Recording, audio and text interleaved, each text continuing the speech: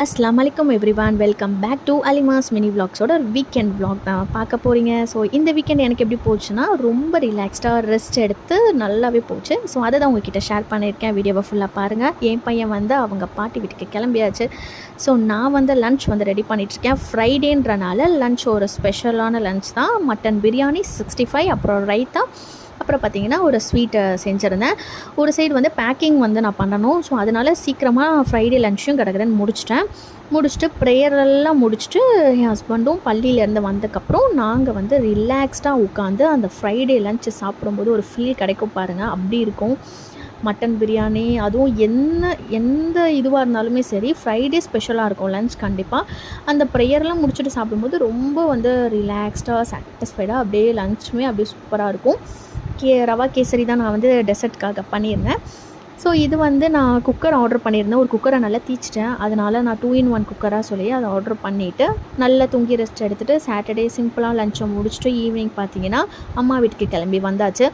அங்கேயும் நல்லா சாப்பிட்டுட்டு நல்லா தூங்கிட்டேன். சீக்கிரமாக படுத்து மார்னிங் பிரேக்ஃபாஸ்ட்டும் ஸ்கிப் பண்ணிவிட்டு ஸோ லன்ச் நல்லா ஸ்பெஷலாக செய்யலான்னு சொல்லிவிட்டு கிழங்கா மீனை நல்லா ஃபிஷ் ஃப்ரை பண்ணிவிட்டு சாம்பார் வச்சுட்டு சாப்பாடு சுட செஞ்சிடலாம் அப்படின்னு சொல்லிட்டு பிளான் பண்ணிட்டோம். மார்னிங் எழுந்திரிச்சோடனே கடகடன் சீக்கிரமாக லன்ச்சை ரெடி பண்ணியாச்சு. 12 o'clockலாம் லன்ச்சை முடிச்சிட்டோம். இல்லைனா 1-1:30 ஆகும். ஏன்னு பார்த்தீங்கன்னா என் ஹஸ்பண்டுக்கு நான் பேக் பண்ணணும். அவங்க மார்னிங் மேட்ச்க்கு போயிடுவாங்க. ஸோ அதுக்காகவே நான் இங்கே வரேன்.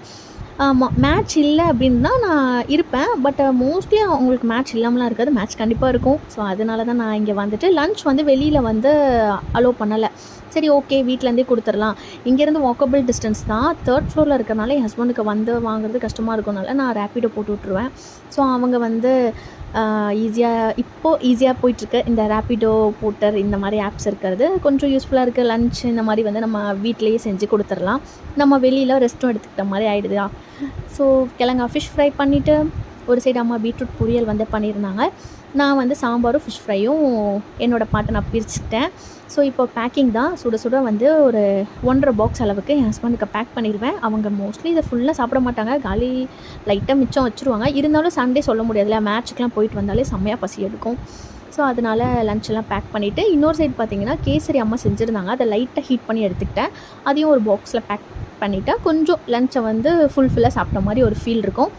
ஸோ என் ஹஸ்பண்டுக்கு நல்லா ஃபுல்லாக டிஃபன் பாக்ஸை பேக் பண்ணிவிட்டு ஃபிஷ் ஃப்ரை வந்து ஒரு 2 பேட்ச் வந்து வச்சுருவேன். ஏன்னா இது கிழங்கா ஃபிஷ் ஃப்ரை எனக்கு ரொம்ப பிடிக்கும்.